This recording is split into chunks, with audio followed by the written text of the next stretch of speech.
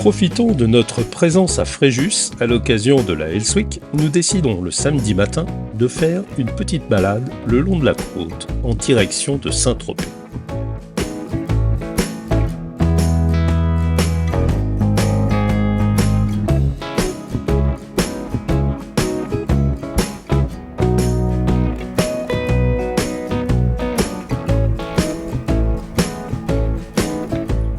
Notre bungalow étant juste au-dessus de l'entrée du camping, nous pouvons laisser tranquillement glisser nos machines au point mort jusqu'à l'accueil, histoire de ne pas faire sursauter nos voisins.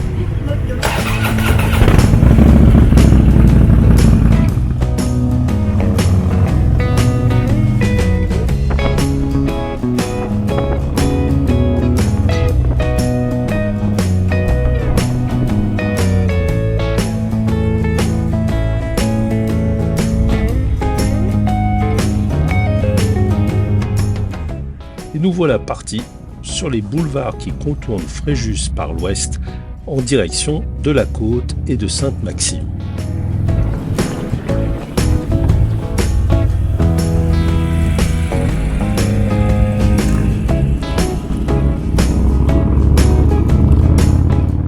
L'itinéraire est simple, puisque la départementale 559 est justement l'ancienne route nationale qui longe la côte en direction de Marseille. Nous allons donc la suivre tranquillement. Et effectivement, nous ne tardons pas à rejoindre la côte à l'extrémité est de la grande plage de Saint-Égulphe. Il y a tout juste 10 ans, nous avions eu l'occasion de poser nos serviettes sur cette belle plage. Nous étions déjà en Harley, mais c'était alors avec une Electra. Saint-Égulphe fait partie de la commune de Fréjus. Ce quartier à part entière ne comptait encore que 300 habitants en 1940. Et maintenant, profitons de la route, jalonnée de petites plages, quais de bars, de restaurants et bien sûr de belles villas dominant la Méditerranée. Nous quittons la commune de Fréjus pour la commune de Roquebrune-sur-Argence.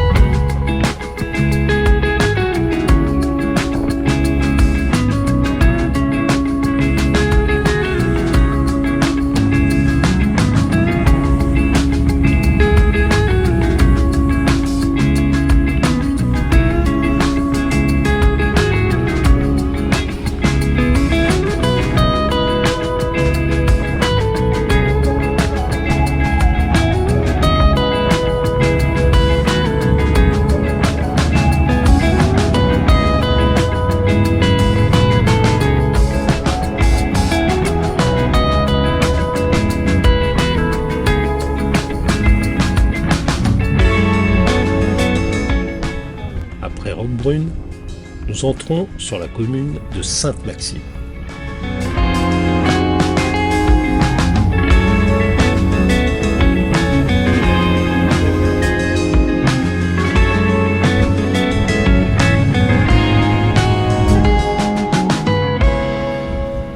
plages de Provence, et notamment la plage de la Nartelle à Sainte-Maxime, qui portait le nom de code de Delta Beach, sont indissociables aujourd'hui du souvenir du débarquement des forces alliées en Provence à partir du 15 août 1944.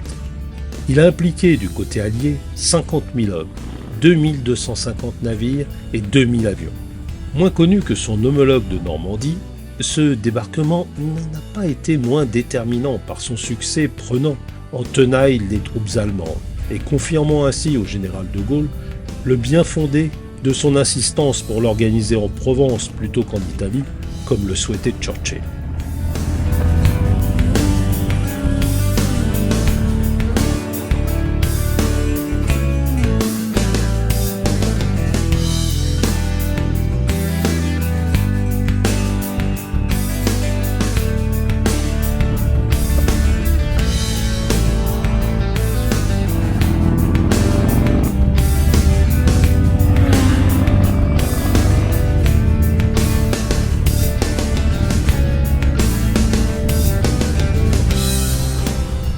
Avec près de 15 000 habitants, sans compter bien sûr les estimants, Sainte-Maxime est la ville la plus importante du golfe de Saint-Tropez. Elle doit son nom à Maxime de Callian, la sainte patronne de la ville, née au 7e siècle de notre ère. Et oui, Maxime peut aussi être un prénom féminin.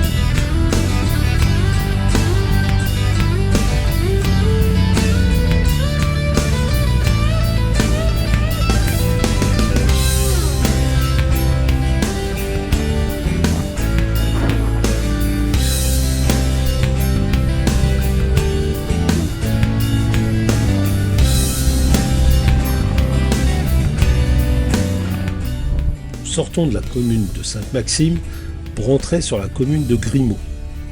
Cette commune, et notamment sa marina, Port Grimaud, est connue pour accueillir traditionnellement un des plus grands rassemblements des possesseurs de Harley-Davidson en Europe, l'Eurofestival.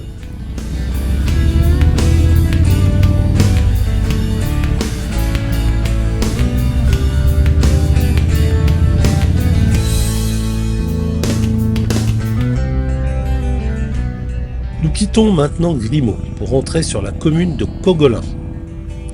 Mais plus nous nous rapprochons de midi, plus le thermomètre monte. Et plus nous nous rapprochons de Saint-Tropez, plus la circulation se densifie, au point de ne plus nous permettre de remonter les fils. À l'entrée de la commune de Saint-Tropez, nous décidons donc de ne pas poursuivre vers le centre-ville, et notamment son magnifique petit port, et de reprendre la départementale 559 en sens inverse pour revenir vers Fréjus.